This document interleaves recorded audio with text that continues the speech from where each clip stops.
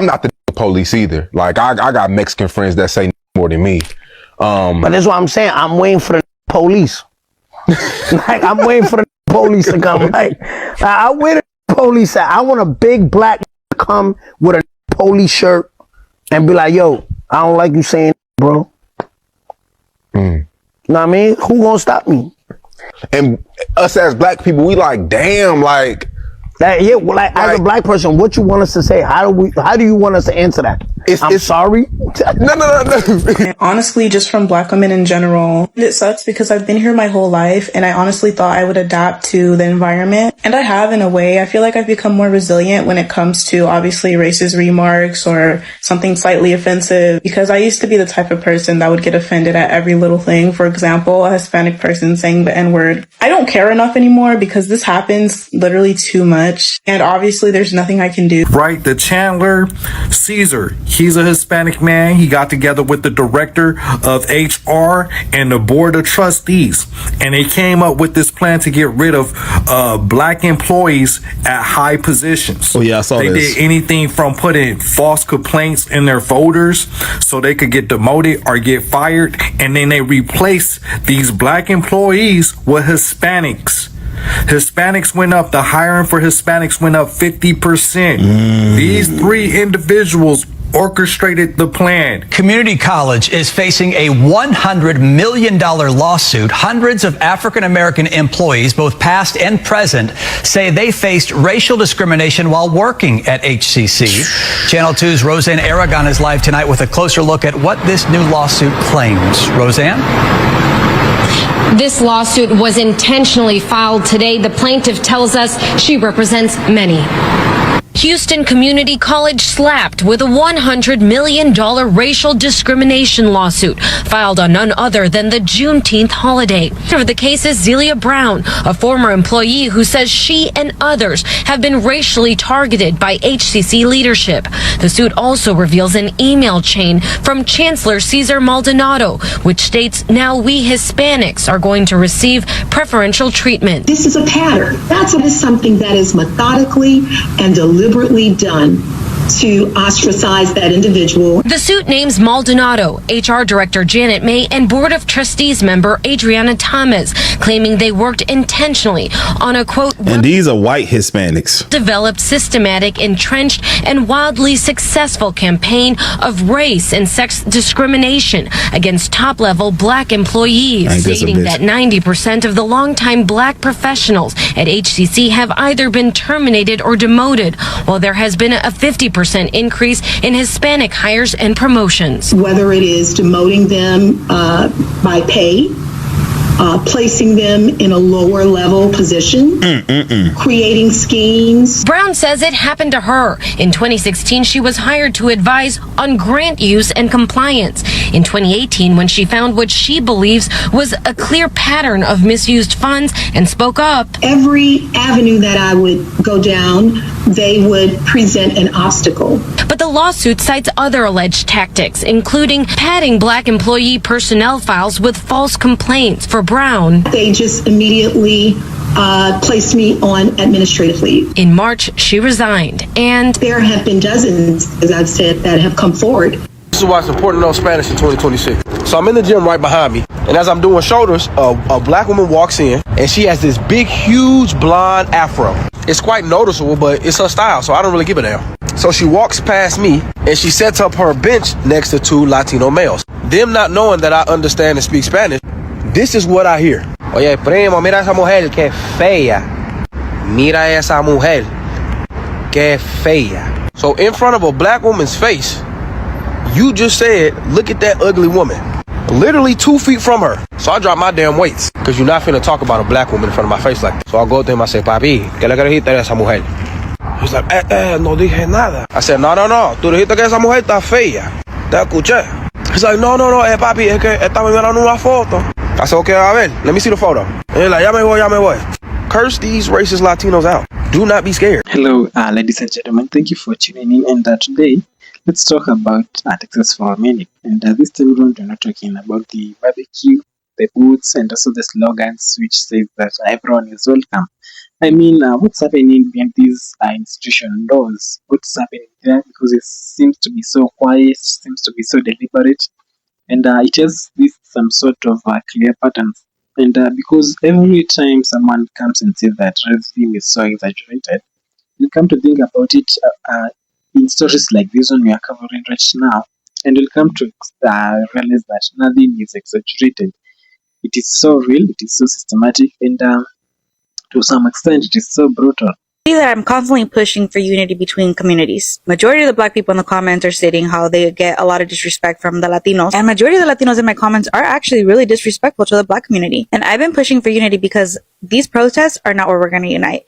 There's something bigger to come where we need that unity. And something that I've been noticing during these protests is a lot of Latinos are asking the black community for help, and when the black community states how they don't want to, or they don't feel like they should, Latinos are disrespecting them with racial slurs. There's a video circulating on the internet where a Latina is yelling the N-word in a very derogatory form to a black police officer. How is that helping our cause when we're asking the black community to join us? There's videos on the internet where the comment section is full of hate from Latinos to black people because the black community doesn't want to join us on the protest. And while sure, I agree that this is everybody's fight, Latinos, we need to take responsibility and acknowledge the fact that this is our fault. I find it very ghetto and disrespectful for us to be saying the N-word. I find it very disrespectful for us to be even saying the M-word, that stands for Beatles in Spanish. And while I am going to have a lot of people in the comments saying that this is all politics and about the Latinos for Trump BS, this has nothing to do with politics because it is before Trump took office. We were put against each other back in the 1970s and the 1980s. And we're a product of that now because it was our parents that were put against one another. Why? Must I remind you that back in the 1960s when we were all united, we actually got things done, like the Civil Rights Act movement. Latinos tend to forget that black people, the black community, were out protesting for field worker rights, immigration rights with us. Thinking of moving to Texas later this fall, how racist is it? I am a Midwesterner. I grew up in Chicago. It's super diverse. Yes, there are the racist people, but like you can it's very subtle. I'm thinking of moving to Houston, but I won't be living alone. I'll be living with people who actually have lived in Texas for quite some time. So I'll have some people to guide me. But for the time that I'm gonna be there where I have to be alone because I'm gonna bring my car, what do I need to prepare for? Especially because I am a little bit more racially ambiguous. Like, is there something I need to look out for? Are there sayings that they say that I might not initially understand? Is there something I should look out for? Is there certain people I should look out for? Or is this one of those, they're just gonna see my piercings and then just be super rude to me and be like, Democrat? Don't get me wrong, I've been to Texas plenty of times, but I only been to two cities in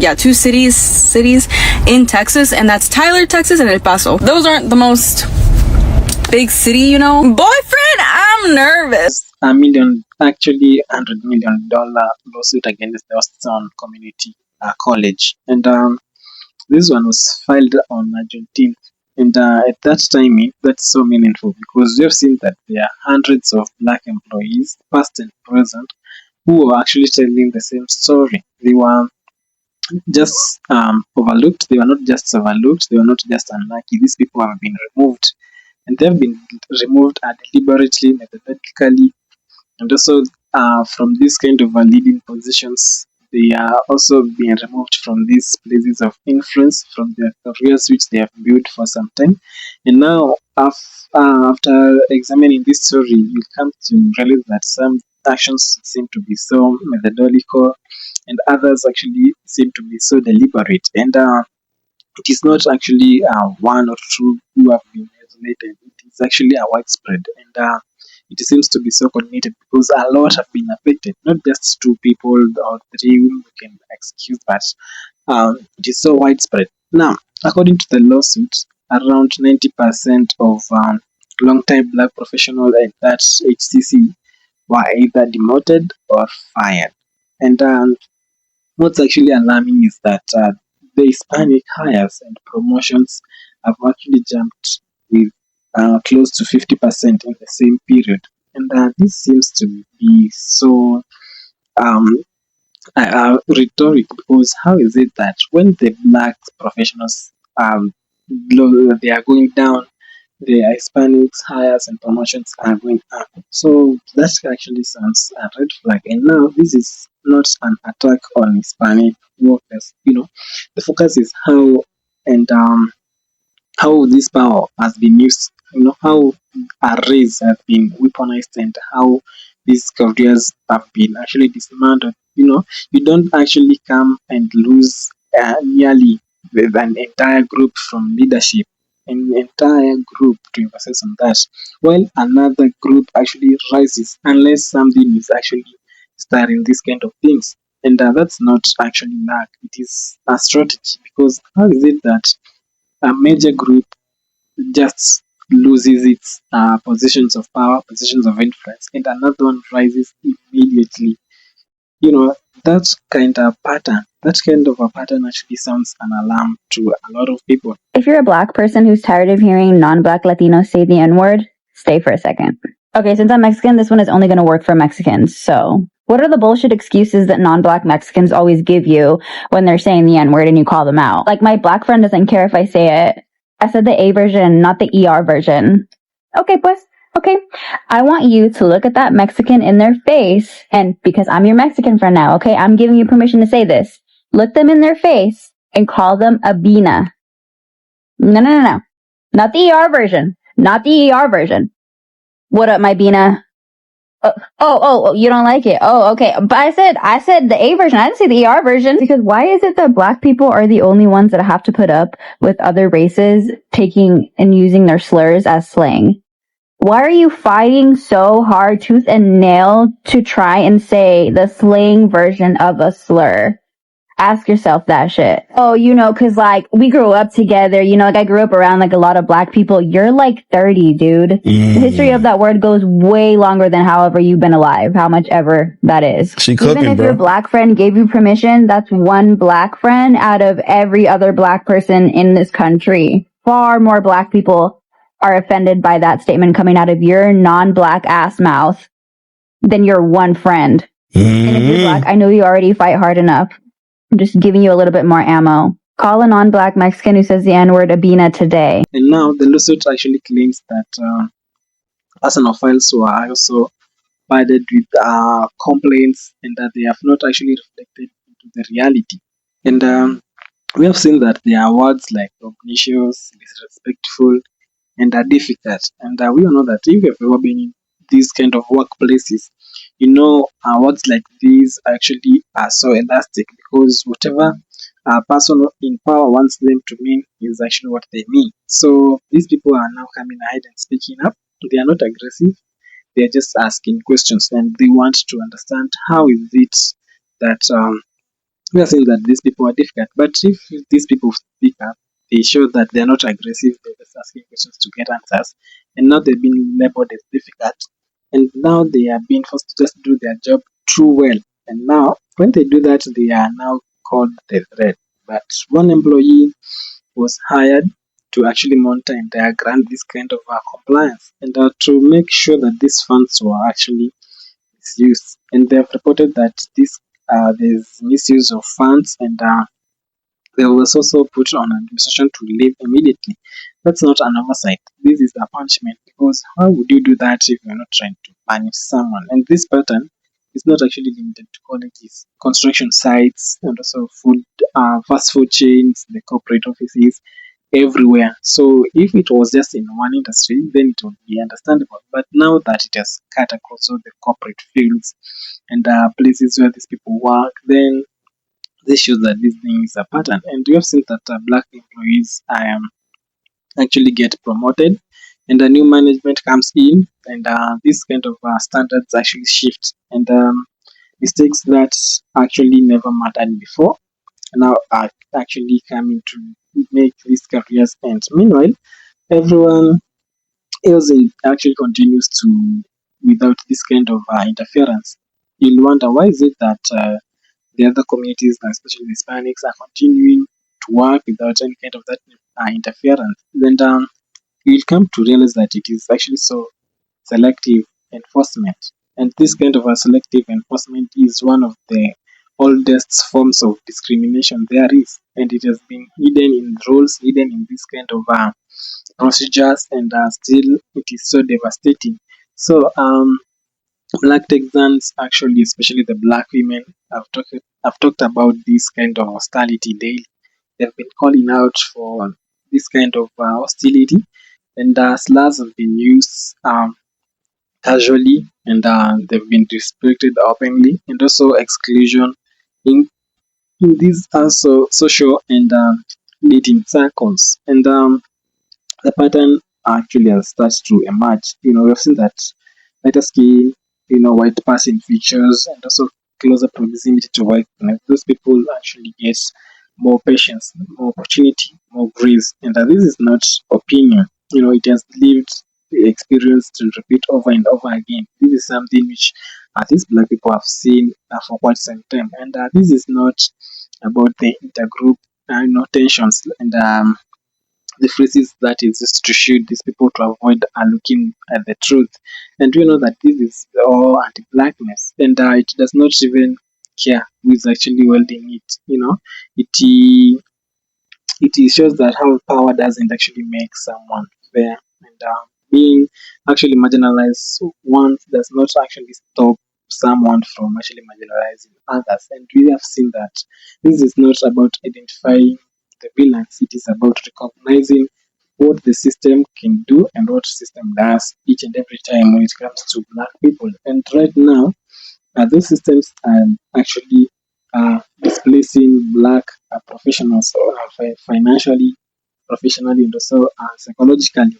And the cost which these people paying that, because losing a job is not just about the paycheck, it is losing your health insurance, your stability, your housing insurance, and also your mental peace. Because now you'll be wondering, what will you now start to earn so that you can actually make your ends meet?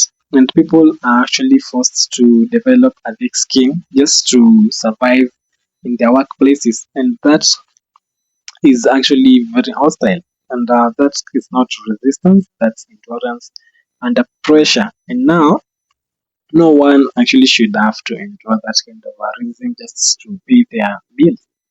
So when someone comes and tells you that everything is equal now, just remember this phrase, because when someone says that black people complain too much, they remember the numbers. And also when these institutions actually talk about inclusion, ask yourself who keeps getting pushed out each and every time. Racism did not disappear, it adapted, it has learned, and it has also come in another kind of dressing. And silence is actually how it continues to operate. And let us know what you think about this whole scenario which is happening right now in the comment sections down below. Share your thoughts and tell us how you think this thing should be dealt with. And you can also consider supporting my channel by giving us a subscription, a thumbs up, and also sharing our video.